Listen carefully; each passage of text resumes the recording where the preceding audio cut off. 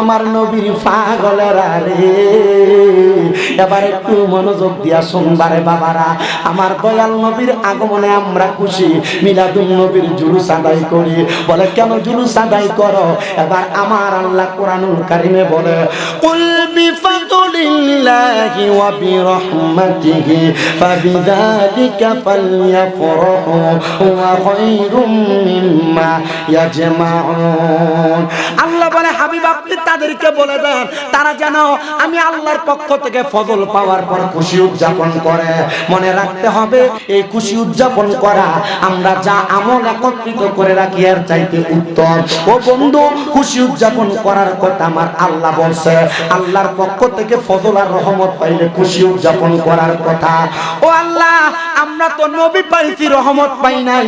আমার আল্লাহ কয় ওয়ামা আরসালনাকা ইল্লা রাহমাতাল লিল আলামিন। আমি আল্লাহ তোমাদের কাছে আরসাল করি নাই, পার্সেল করি নাই, ইল্লা রাহমাতাল লিল আলামিন, তবে আমার রহমত নবীকে রহমত বানিয়ে পাঠাইছি।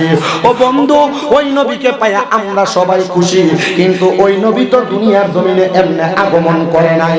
ওই নবী যখন আগমন করবে, আগমন এমনি করে নাই। হযরতে বাবা আদম আলাইহিস সালাতু ওয়াস সালামের পেশানি থেকে ঈসা নবী পর্যন্ত ওই নবীর নূর মুবারক প্রত্যাবর্তন হয়েছে।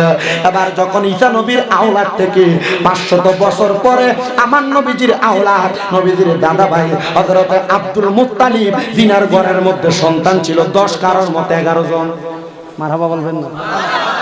কয়জন সন্তান? আর এখনের মহিলারা সন্তান বেশি হবে বিদায় বিভিন্ন রকমের প্রক্রিয়া জাত, বিভিন্ন রকমের ঔষধ সেবন করে তারা সন্তান নষ্ট করে। আছে না নাই? এ মা বোনেরা, তোমরা যারা বিভিন্ন রকমের প্রক্রিয়ার মাধ্যমে তোমাদের গর্ভের সন্তান নষ্ট করো, তোমরা সবচাইতে বড় ভুল করো, সবচাইতে বড় গুনার কাম করো। হুজুর কেন?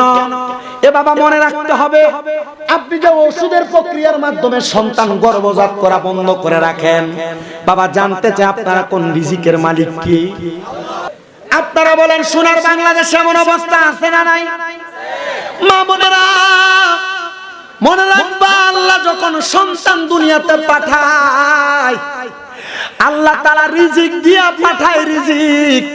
কিন্তু তুমি যে সন্তান নষ্ট করতেছো, ও মা, 1 মাসের সন্তান গর্ভে চলে আসছে, 2 মাস 3 মাসের সন্তান গর্ভে চলে আসছে, ডাক্তার অ্যাবর্শনের মাধ্যমে তোমরা তোমাদের পেটের বাচ্চাটারে তোমরা নষ্ট করে ফেলো।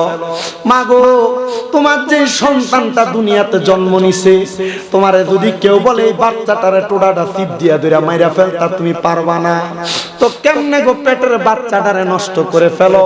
বুঝি না। আমার নবী ডাক দিয়া কয়, উম্মত শুইনা লও, দুনিয়াতে কোন আদম যদি সন্তান জন্ম না দেয়, মানে খাওয়ানোর ভয়ে সন্তান জন্ম না দেয়, তাহলে ওই ব্যক্তির দিকে আমি রহমতের নবী হাসরের ময়দানে তাকায়ও দেখব না।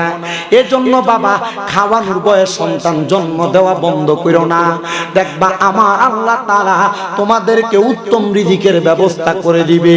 ও মা, নিজের বডি ফিটনেস ঠিক রাখার জন্য তুমি তোমার সন্তান গর্ভপাত করা বন্ধ করে রাখো। অনেক মহিলারা আছে, একটা সন্তান নিয়েছে কিন্তু পরবর্তীতে আরেকটা সন্তান নিবে, একটু দেরি করে নেওয়ার জন্য বিভিন্ন প্রক্রিয়ার ঔষধ সেবন করে। মাগো, পরবর্তীতে তোমার আরেকটা বাচ্চা কনসেপ্ট করতে তোমার বড় কষ্ট হয়ে যায়, কারণ তুমি ঔষধ সেবন করে তুমি তোমার বাচ্চা বহন করার তোমার নারীটারে জ্বালায়া ফেলছো। এই জন্য তোমাদের কাছে করজোরে আবদার করি, তোমরা কেউ সন্তানকে খাওয়ানোর ভয় মাইরা ফেলো না, সন্তান জন্ম দিতে ভয় পাও না। সন্তান আল্লাহ দিবে, রিজিকও আল্লাহ দিবে, কারণ আল্লাহ বলে ওয়াল্লাহু খায়রুর রাযিকিন। জবান খুলে জোরে জোরে পড়েন সুবহানাল্লাহ। আল্লাহ উত্তম রিজিক দাতা, এজন্য খাবারের ভয়ে সন্তান জন্ম দেওয়া বন্ধ হওয়া যাবে না।